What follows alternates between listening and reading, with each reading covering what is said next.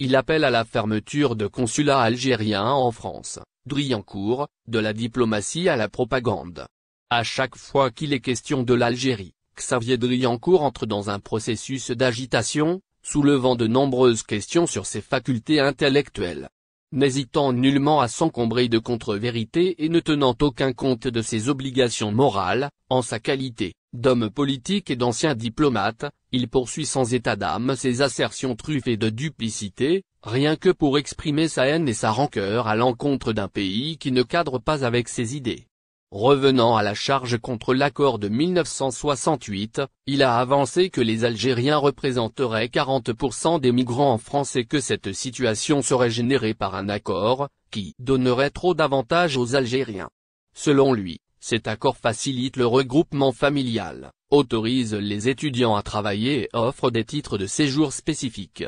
Par ailleurs, il affirme que grâce à lui, les Algériens n'ont pas besoin de visa long séjour pour s'installer en France.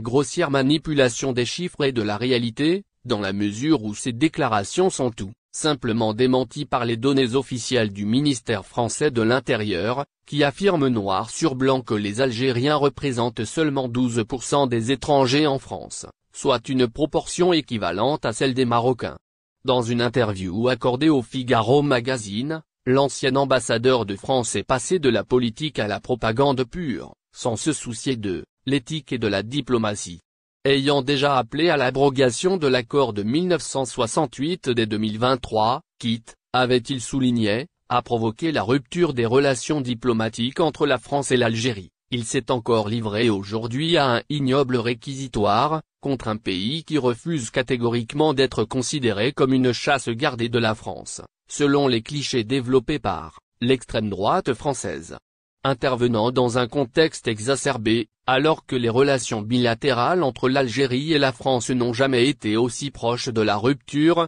Xavier Driancourt et tout le courant extrémiste dont il est désormais un des chefs de file s'inscrivent de plus en plus dans une logique d'hostilité ouverte.